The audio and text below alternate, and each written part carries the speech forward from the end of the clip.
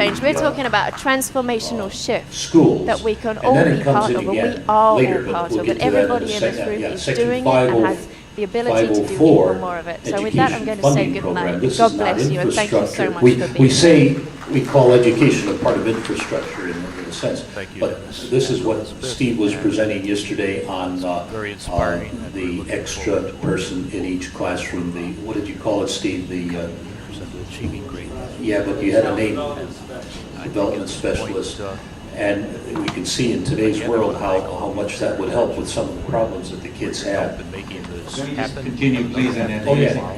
If you're building a necessary bridge or road and you gotta pay the 6 million, but now it's gonna be 12 to 18 million because of interest and bond fees, you can build the thing with the 6 million it requires, and you've got the remaining 6 or 12 to help out in so many other areas for more teachers in that community that the same taxpayer has to pay, more books, et cetera, and so forth. So when I hear Then we've got, I'll use the word negative. so we have section 504, when I which hear Steve wrote negative for us, appraisals and he also helped to write that explanation of it, the purpose of it.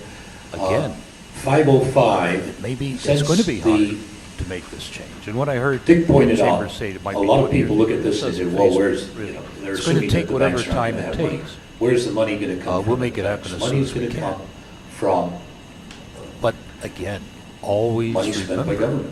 what we're trying to the do payments of is government. good, I would like to clarify. really I- good, for 99.9999% of the people of this country. That's got to mean something. Money is going to come from payments I mean, we have by to make government, sure that people understand. to Social Security, to all of the again, thank you, contracting that it and, does. Everything that, every expense of the government, eventually is going to, where's it going to wind up? Back in the bank somewhere. So, a contractor gets paid for infrastructure, what's he do? He has to pay his workers, he has to pay his suppliers, he has to pay for machinery and all this stuff. What do they do with the money? They pay their workers, they pay their suppliers. Eventually, all that money that the government spends ends up in the banking system. But it ends up in there as money, not as debt. It's not created. It's actual money that does not have to be taken out of existence when it's paid off. Not that that ever really happens in our society, because if you look at the numbers, the total amount, they may be paying off part as they go, but the totals just keep growing and growing and growing. So the idea that when the bankers tell you, well, that money gets liquidated, promise to write that section for us, to do a paragraph on that, and we'll have that in there. If you look on the left, section 507 to 509, well, there is no section 507 to 509 yet, but there will be. What do we need? What should the society have? The idea of this is to manage the money system for results, not from ideology. To manage it to get what we need for the society. So we're open there. Anything, make additions now. Part of that is a political thing to bring in more support. Every time we put something in here, and if we can reach the doctors of the country that are concerned, that's a constituency that we then have an opening to explain monetary reform to. Steve's working on the educators. Now, the educators are a great group. If we can reach them, they read and they understand. So, Ed Chambers pointed something out yesterday. He pointed out that you only need 3 to 5% behind what you're trying to do. I've always thought maybe 1%, but okay, we need 3 to 5% backing what we're doing. You can't get 51%. You can't get 50%. And he pointed out in the American Revolution you didn't have anywhere near that, and it included a war. So 3 to 5% is doable, and there are these groups, but in order to reach them, they have to be able to see where their focus of interest. So that's what Section 5 does, Title 5, and we'll add things in there as necessary, and if you can think of any that belong in there, just write a paragraph. We're all writing this, really. It may not look that way, but we are. May I make a suggestion of something that needs to be in there? Along the lines that Ellen mentioned, home mortgages. How about that's a big deal. Proposing a fund for financing home mortgages so that people can buy their homes without having to pay 2 and 3 times the selling price of the home? So that, it could be reduced to a fee for a service rather than, that's where most people's money is going. That is a radical idea, isn't it? I like that. With the concept of riba the other day, and I agreed with him completely. He made usury is crystal clear exactly what it was. And I thought that was really great. Yeah. So we stop there at 509, and we don't have to. But I guess, now one person, I mentioned one person said, you put those things in there, every time you put something in there, you create opposition. He looked at it from a negative point of view. And I don't see it that way. Everybody wants these things. They just think we can't afford them, we can't pay for them. And we can, up to a point. Now, we don't know exactly what point. We'll learn. Aristotle's method, learn by doing. But be careful when you're doing it, because you can muck things up badly if you just do it carefully. And that's the first thing will be the Hippocratic oath, create no damage. Or however that's stated. I have a question. If we could go backwards to to Title 3. Title 3 is the difficult part of this act. Okay, and Greg is helping me. Right, I think it would be very helpful to have a discussion among all of us about this section. It's on page 8 and 9, particularly the section 302 of Title 3. Maybe we can talk about the whole thing, but what I'm not clear about here is whether the act is actually shifting to the interest-free creation of money, and it seems... Is doing what? Whether or not the act is including the shift to the issuance of money interest-free, without interest or not. And so section 302, the first item there,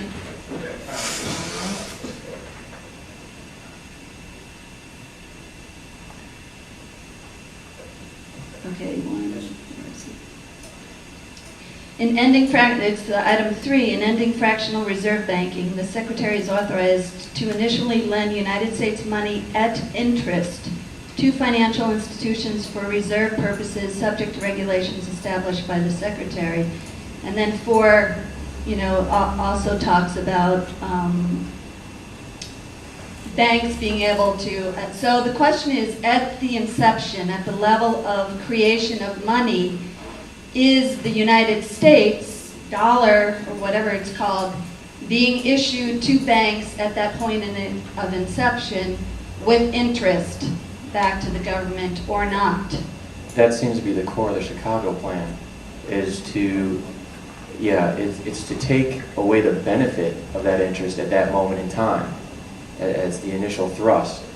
From the inception of that concept, we move forward in time and we strip away the power of issuance through structural changes or perhaps through technology, software, tagging credit, making sure that it can't travel from bank to bank to bank to bank, and thus expanding the money supply through the process of loans. The Chicago plan basically strips that benefit at an initial inception point. We don't want to keep reimposing the Chicago idea again and again over time. It's just the initial way to start the plan. I still didn't quite, are you saying it's not there at the inception point, the interest, or it is? The interest cost transfers, correct? Is there, when the U.S. government issues money to the Central Reserve banks or whatever they're going to be called, is it issuing it interest-free or not? Lucille, right now the money is out there at interest. Interest to whom? To the banks. Okay, it's out there now at interest to the banks. We could start this, or we could promote a plan that forgave or allowed all that past money creation to remain in the banker's portfolio and all the benefit of that to continue going to the banks, but that's not right. So what that does is simply adjust all the past dealings of the banks.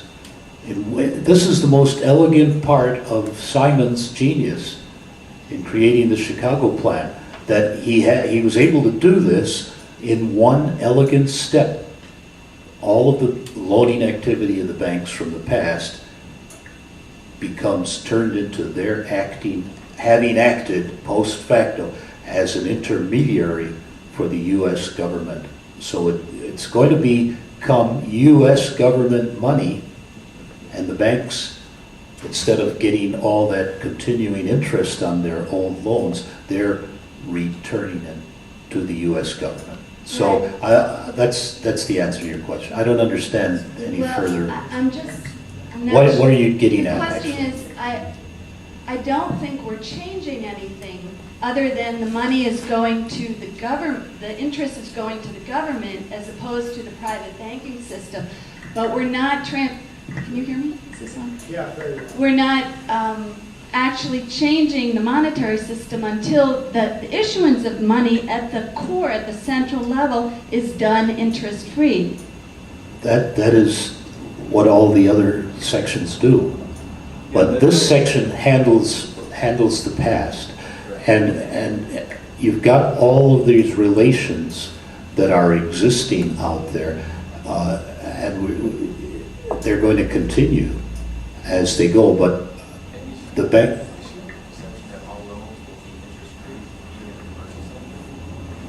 All loans except for the initial loans to the banks to cover the 100% reserve requirement. That is still, and she's correct in that, that is still an issuance of debt money because it's loaned at interest into circulation.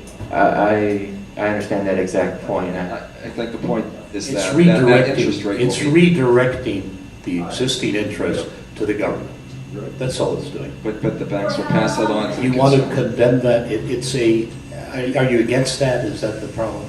Yeah, then it's a question for how long. I think For the existing, for those existing debts. It handles the past.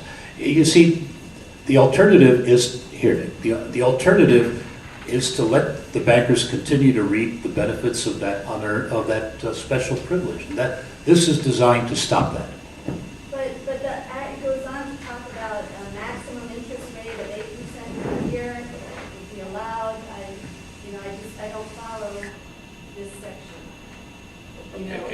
If I can, is this on? Is it on? Yeah. If I can address this section 302 is addressing how the banks are able to get to a 100% reserve.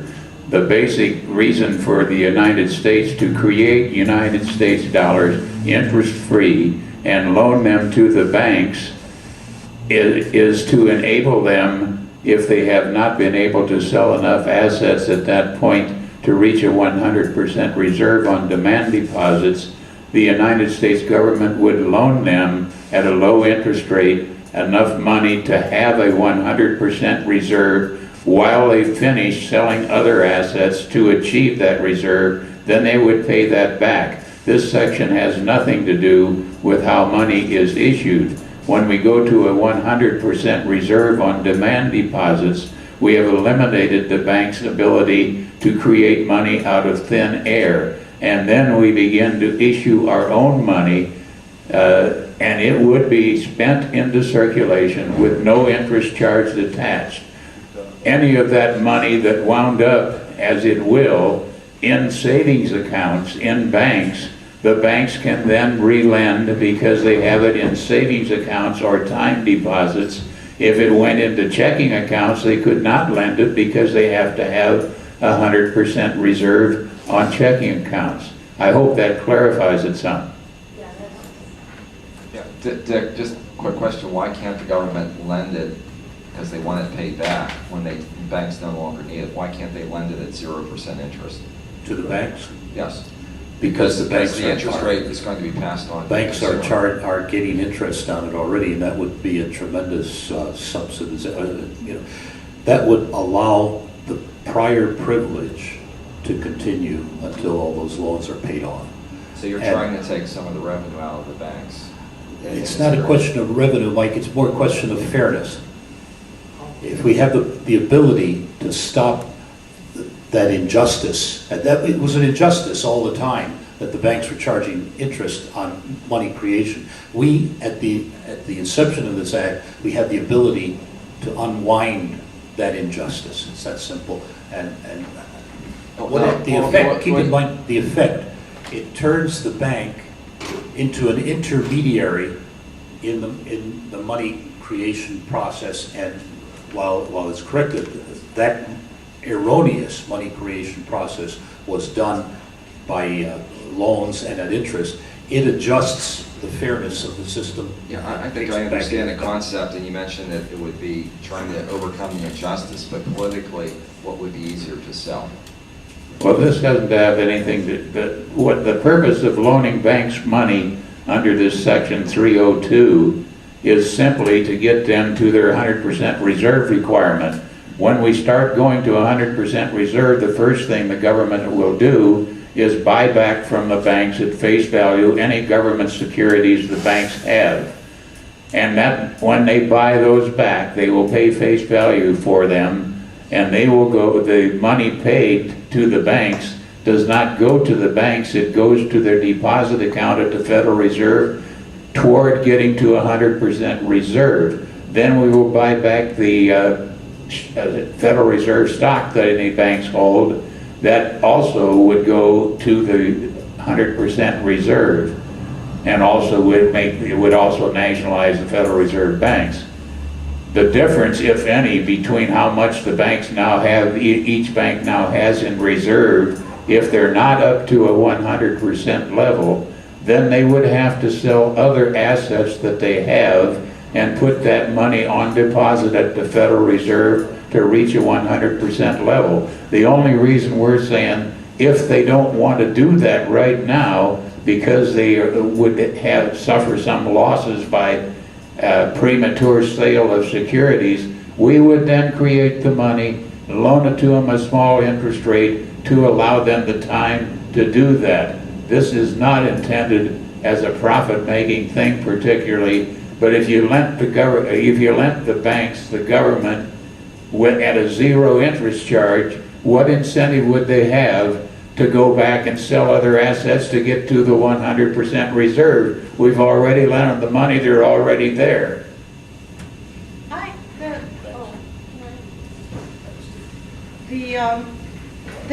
I don't know if this pertains to this section, but yesterday, one of the speakers said that 60% of our dollars are not even in the United States, that we're 70%? 70, That's one thing, and I don't know if this That's actual currency though, you know, right. actual printed paper currency. And the other thing is that the $100 bills in Russia and so on. The amount of debt, I understand that a large part of our debt is owned by Southeast Asia. So how that seems to me to be a very big deal when we're realigning the monetary system. How do you do it in such a way that it doesn't collapse the economy because of that outstanding debt to other countries? It's very important to keep that in perspective and not to have that happen, and not to collapse the economy. I'm not sure that we have the whole answer to that right at this point in time. As to the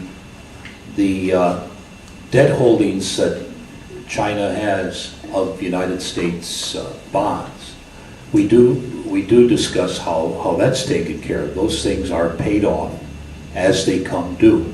They're not rolled over anymore. They're paid off in actual, think of it just as cash money, or if the cash money is placed into an account. I hesitate to use the term credit. It's really money in an account. It's a credit in the account, but we've had so much confusion between money and credit that just saying that confuses it. See, that doesn't really explain to me how we get back to parity, because already it seems like you're already violating the issue of parity when you do that. How do you mean? Because when we're talking about the value of the land relating to how we begin to structure our money, when you're paying that off, you're already inflating that cost. How? I don't know, but you will be, because you're still paying off that debt. The debt, you mean when the bonds are being paid, that's inflationary? Is that the essence of what you're saying? That it Right. Well, it might turn out to be that way. We don't think so. Dick has thought about that for quite a while, and he can give you his answer. because we did discuss that, and here, why don't you give the answer you give Dick on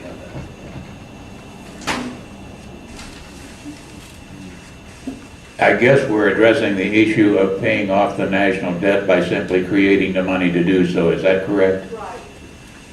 The reason that will not be inflationary is that when you pay off the national debt, those who now hold the national debt are not going to take that money and spend it on the consumer economy. Consumer economy is roughly 2/3 to 70% of our gross domestic product. Those who have these investments in our securities, when they receive payment for those investments, they will invest them in something else. As I said the other day, this will help the stock and bond market, it will eliminate the national debt, and it will not be inflationary for the reasons that I just outlined. Now, as to the money that's being held in China, we have sold off, in effect, that portion of our country to China, to Japan, to the foreign holders of the United States debt. The foreign holders are about 1/3 of the national debt. When we pay that off, they will want to spend that money in the United States, and they will use it to buy up more of the United States. Under the system we're on right now, with the external holdings by foreign countries of United States debt, we are just selling off more and more of our nation. We don't have to be invaded by a foreign army with tanks and guns. We are having our nation sold out from underneath us if we do not change to what I call an honest monetary system, which is what we're trying to do. I hope that makes it clear. Have I helped any?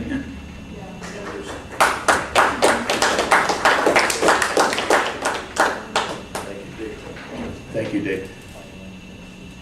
And also keep one thing in mind, that this is going to be monitored by a Monetary Control Board, and they'll be examining the results of all of these policies, and they will have the power, if necessary, to remove purchasing media or money. Let's call it money now, because under this law it's money, it's no longer purchasing media. They'll have the power to take money out of the system if they decide that it has to be done. So it's not a missile that's unguided, it's not ballistic, it's guided. Whatever result here, we can and the Treasury Secretary is instructed to maintain enough analytical power to understand not only how it's affecting the United States, but the very question that you brought up, what effect these actions have in international trade as well. And it's something that will have to be carefully watched. See, we got into this situation in part because of this mistake of paying interest to central banks on their money, or to foreign entities on their money holdings, when the idea of trade should have been, we sell stuff to you and we buy stuff back from you. That would work, and then you wouldn't have these huge balances. And if they were not getting interest per year on their money, they'd tend to hold less of it. They'd rather come back and use that money to trade with us and buy our stuff than to simply gather more and more power through the holdings in their account. Yeah, Dick.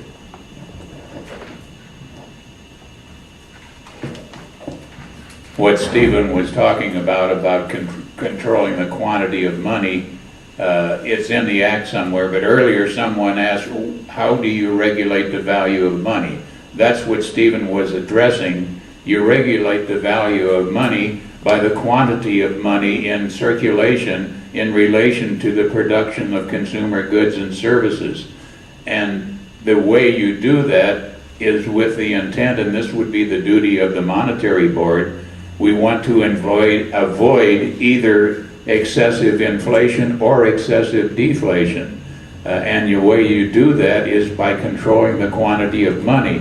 if we start having inflation in the country once our system is under operation, the way the Fed claims that they are fighting inflation right now is by raising interest rates, which depresses the economy and which throws people out of work and depresses wages. That's an idiotic way to regulate the value of money. If there's too much money in circulation, the Monetary Control Board might put into effect for a period of time a 2 or 3 or even 5% sales tax to take out from all areas of the economy the excess money that's causing inflation, and just simply destroy that money when it comes in because it wasn't needed. If we start to have deflation and go into recession, then the obvious answer is there's not enough money out there in the hands of the consumers, so then you simply spend more money into circulation. And this is how you regulate the value of money, and money should be the classic economist's definition of money, I think, is that it should be a medium of exchange where we can buy things with it. It should be a measure of value, and that value should be held fairly stable, which is the object of regulating money. And it also should be a store of value. So if you happen to save some money, 10 years from now it shouldn't depreciate to half of the value it was worth. If you keep the value of money relatively stable, then the value of the money will be relatively stable, and your medium of exchange works because you neither have too much nor too little money. In our present system, we are constantly short of money. That doesn't mean there's not enough money out there. It means it's in the wrong hands. There's too much money in the hands of too few people, and the other 90% of us don't have enough money. They talk about inflation is too much money chasing too few goods. I lived through the Great Depression. There were still plenty of goods in the store to buy. People didn't have the money to buy it. We suffered through 10 years of a great recession, and people died as a result of it. They starved, they went broke, all these bad things happened. And when the deflation started, if they had simply the government had sent a check for, at that time, maybe $500 to every family in the country, the Great Depression would have been over and all that suffering would have been stopped.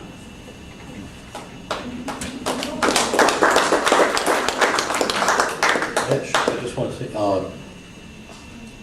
Nancy, you're pointing that out made me realize we do not have a provision in here preventing payment of interest to foreign central banks, and we will put one in because that should just not be done.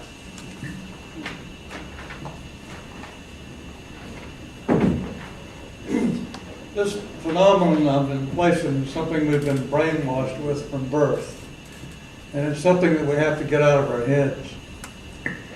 Even if there is inflation and an equitable distribution of wealth, it doesn't really matter. What matters now is people in the lower class or people who are on pensions who get left behind. And as I made the comment the other day, inflation is one of those words that nobody really understands. Everybody has a different definition of it. And I hear this cliche, too much money chasing too few goods, and I ask you, when have you ever seen it? That's right.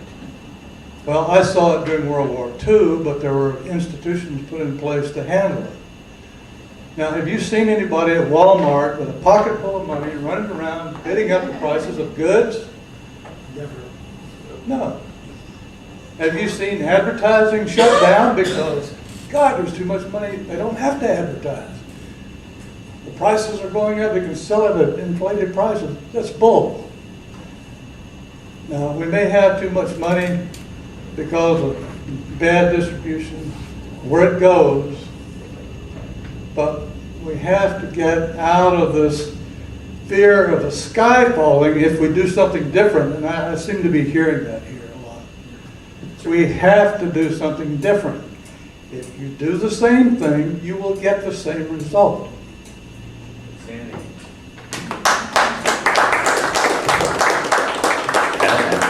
And we've been more than one speaker's pointed out that even during the Great Depression, the worst deflation of all, of our history, or one of them, whenever Roosevelt tried to spend money on things, tried to introduce money, the argument was always, that's going to be inflationary.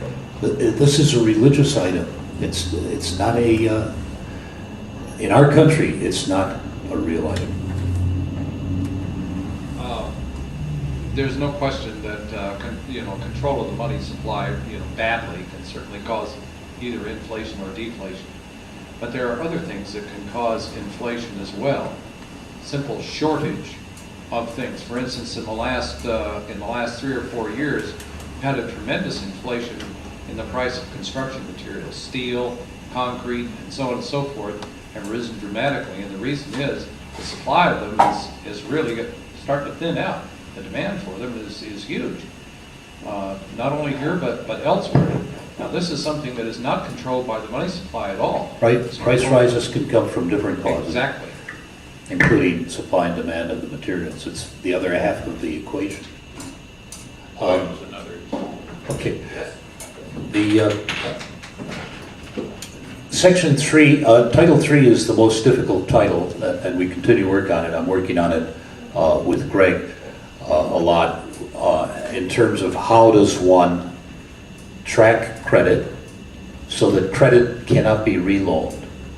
And the idea is money can be loaned by a banking institution.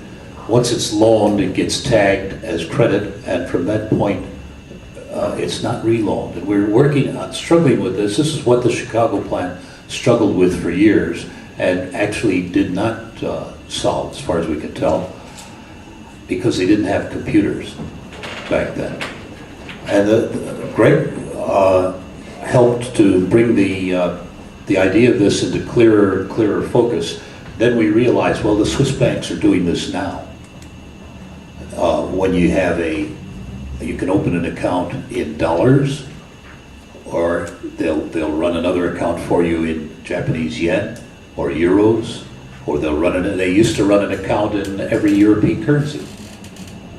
And we'll simply, instead of calling it computer tagging it, instead of calling it yen or D-marks or euro, we'll call it credit.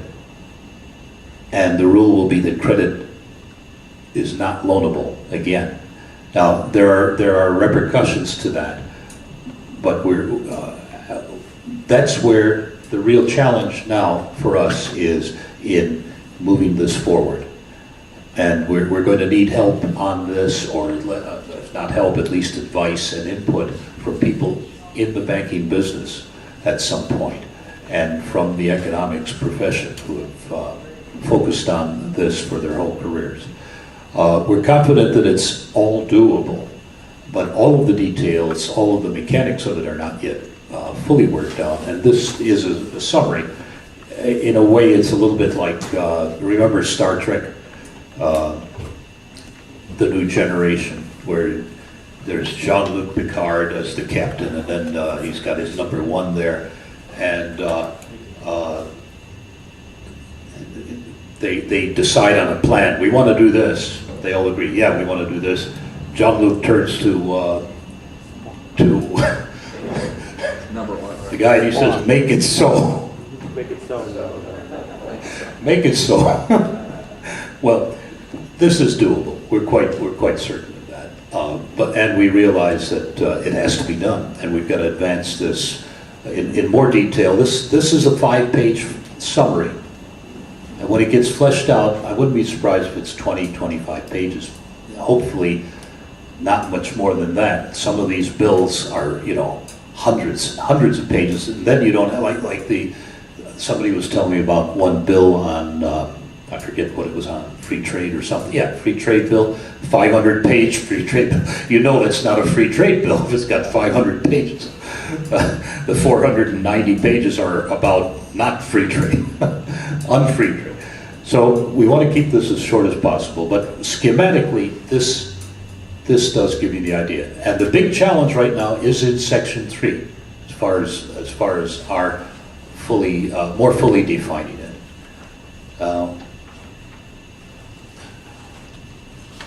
So what The do, Federal Reserve Act at home, Stephen, it's 2 inches thick. I can't tell you the number of pages, but the Federal Reserve Act itself is a book that's a good 2 inches thick. So yeah. that's just an example. It's something that nobody can comprehend. I'm gonna tell you some of the reactions we've had to this, so you'll understand what we're hearing. One was, as was already brought up, what happens when you're paying off the existing bonds? Won't that be inflationary? I think Dick has answered that. Need not be inflationary, and if it turns out that it is, it's being monitored. Another reaction we get is we put an 8% interest rate limit in here.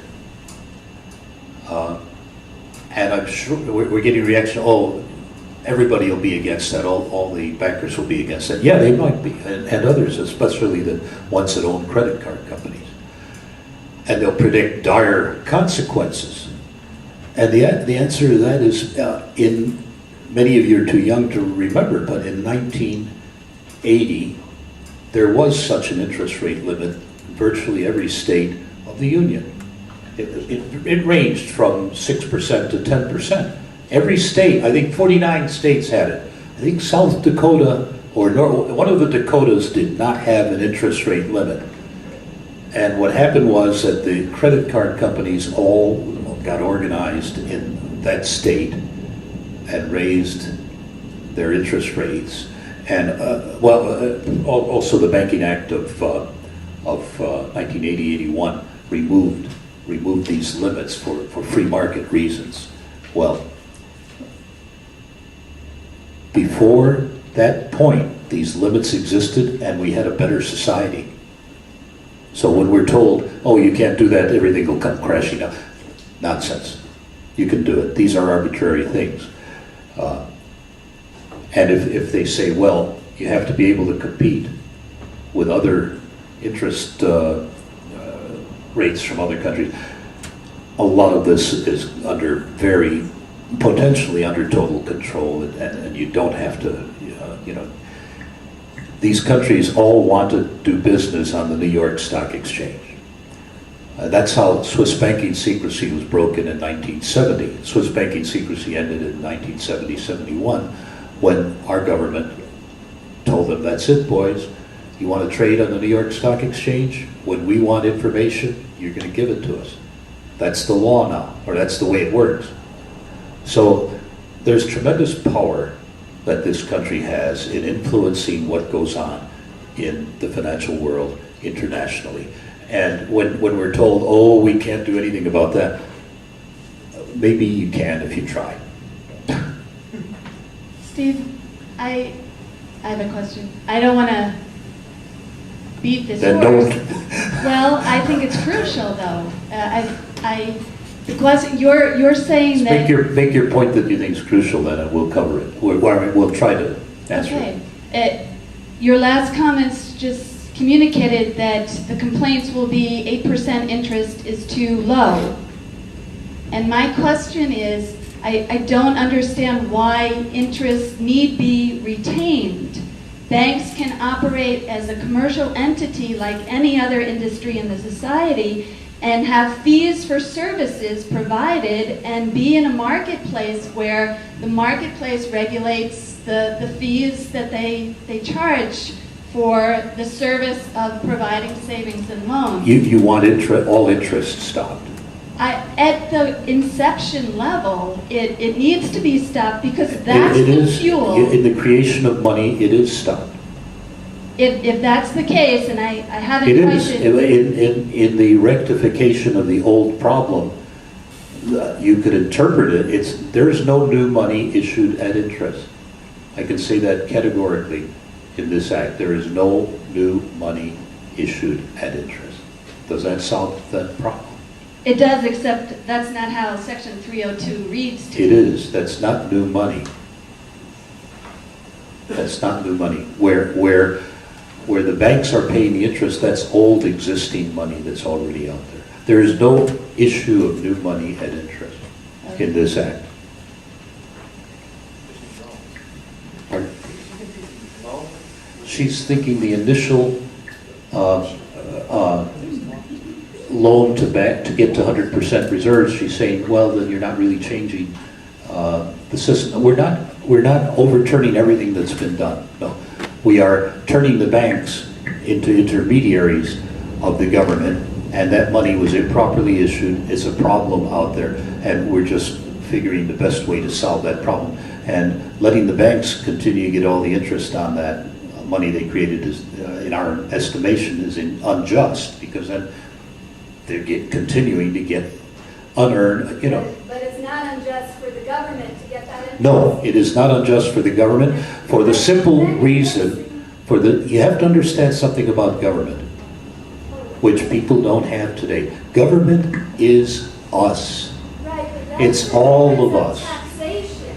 Then you That- have taxation. Yes, you are going to have taxation under this law, Lucille. We cannot do away with taxation at this stage of society. Someday it may happen, but it's part of our, this is not a nirvana law.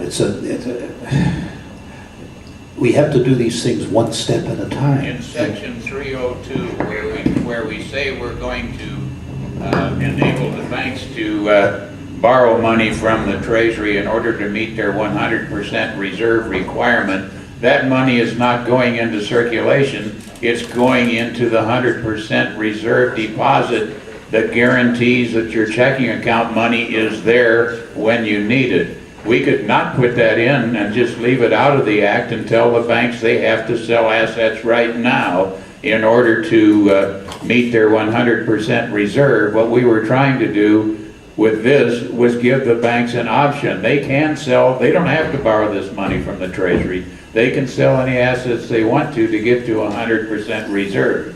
If they decide they need a little time to do this on a more profitable basis to them, to dispose of the assets they need to get to 100% reserve, we are offering to loan them money at a very minimal interest rate to do so. And as I said previously, the reason we don't loan it to them at no interest rate, because then when they borrow the money at no interest rate, they're already at the 100% reserve, and what incentive do they have to sell the assets to get there? That's the point of the interest. It's not to make money, it's to force the banks to do what they're asked to do in the Act. Steve? We could continue this. You want to make a point, Ken? Go ahead. A question, if I may. Yeah. Maybe this would be helpful to all of us, to me in particular, maybe. Could you use an illustration? Let's say a bank had a $100,000 loan outstanding. 10 years have been paid off of the 30-year loan. Now this goes into effect. And the question that we're going to get from people who have such a loan outstanding and a bank who has made such a loan is, what happens to me, the banker, who still have 20 years to collect on this debt?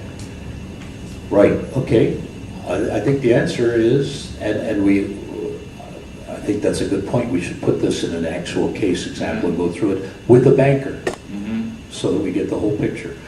I think he's going to lose a part of his interest income on that loan that he has to turn over to the people of the United States through their government. That would be pretty sticky. Well, let's just see if something could be done that he still collects that, and eventually, well, go ahead. Kenny, my answer on that is there is some pain to the banks in order to get to 100% reserve. You can't take away their power to create money and do it totally painlessly.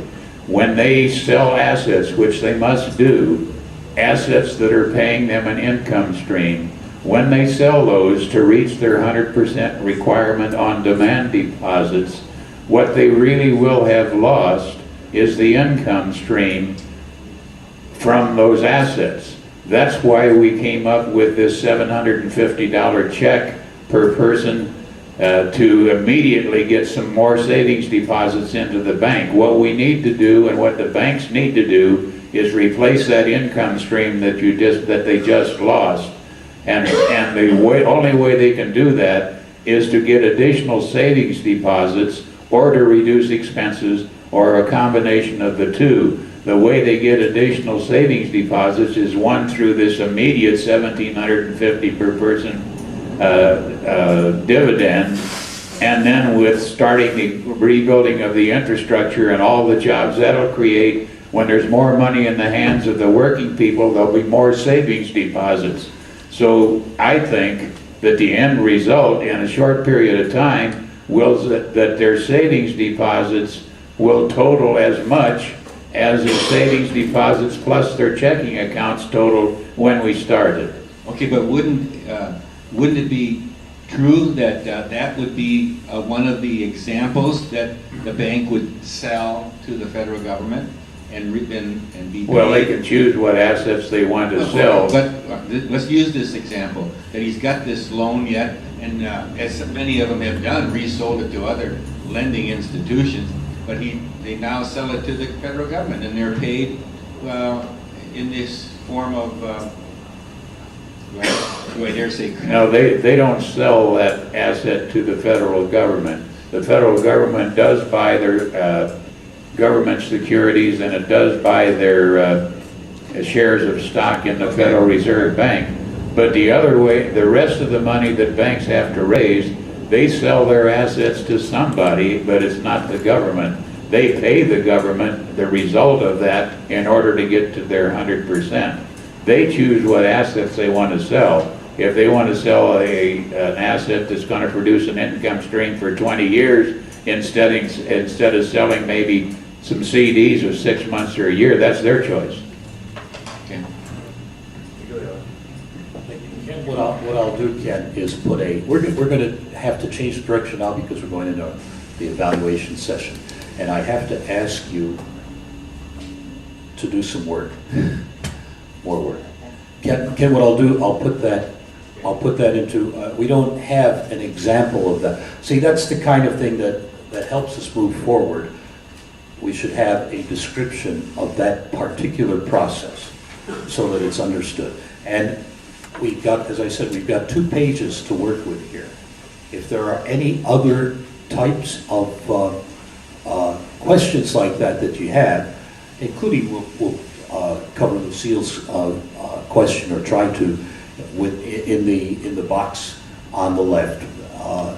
Send them in. You have to do this work. The work I'm going to ask you to do is to read it again and again. Reading it just once is not sufficient, and comment on it. And this is very difficult to do in a group discussion. Almost, in fact, maybe I shouldn't have done it again. We had this last year. The only difference is I'm not getting excited. Right? Or did I? Anyway, help us write this, or forever keep your peace. One more. Okay, just I one think more convincing. example. I just want to know how this would work. Oh. J.P. Morgan has a $10 billion loan out to a small third world country. The third world country defaults. J.P. Morgan has to borrow the $10 billion from the U.S. government at 2% interest or something. Now, when the third world country I'm has thinking, defaulted, Dick's being very kind to bankers. I'm thinking that it won't be such a low rate of interest. I'm thinking that their commission should be quite low. Their intermediary commission in this process should be. what I'm saying, they have to borrow I that think giving money. them anything is, considering what they've been doing. They have to borrow that money from the government. Now that what happens when the third world country defaults, that J.P. Morgan owes the government $10 billion. J.P. Morgan, They got nothing. who knows, they go under different management. They go bankrupt. Not necessarily. Some banks will go bankrupt. Yeah, that's If fine. there's too many banks in a given community, and in some communities there are now, if there are too many banks, did it work? Yeah. If there are too many banks in a given community, just as if there are too many supermarkets or pizza parlors or popcorn stands, some of them will go out of business. The problem today is that if a big bank goes out of business under the fractional reserve system, that bank is interrelated with the entire banking system, and when they go down, they pull the whole system down with them. That's why they say some banks are too big to fail. Once you're onto 100% reserve and the government is issuing its own money, each bank stands independently, and if one fails, that's true. Whoever's got deposits in that bank, they have a problem. You have to choose your bank properly. But I don't expect to see many bank failures because we're trying to do this on as fair a basis. We're even issuing money quickly so that banks can get more savings accounts, and we're taking actions to give money into the hands of people that put deposits in savings accounts.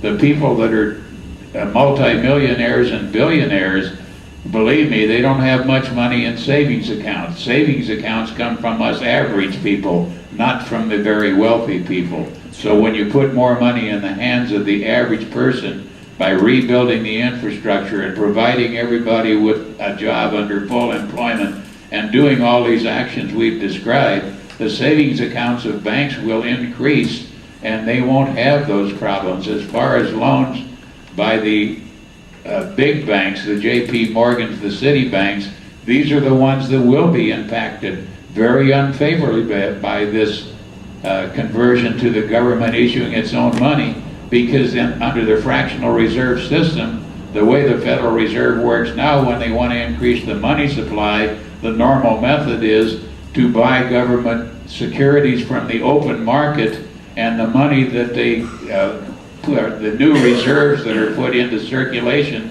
as a result go always to one of the biggest banks in the country, normally in New York City. And you know, under the fractional reserve system, you've seen that chart of how it grows. The biggest benefits go to where the reserves start. They always start in the New York City banks or the biggest banks in the country.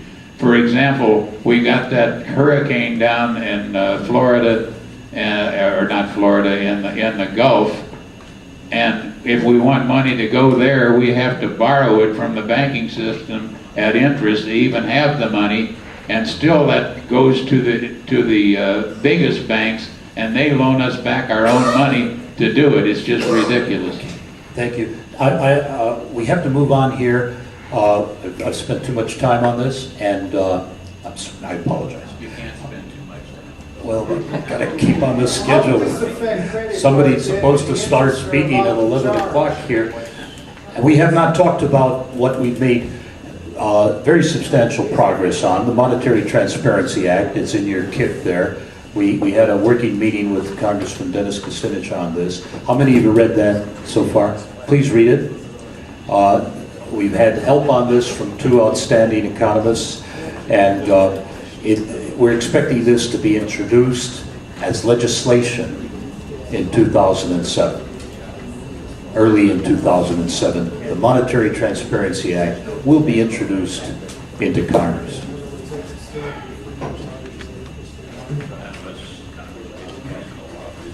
What it does is it requires certain information to be published in a more timely way. There are two very big things that it does.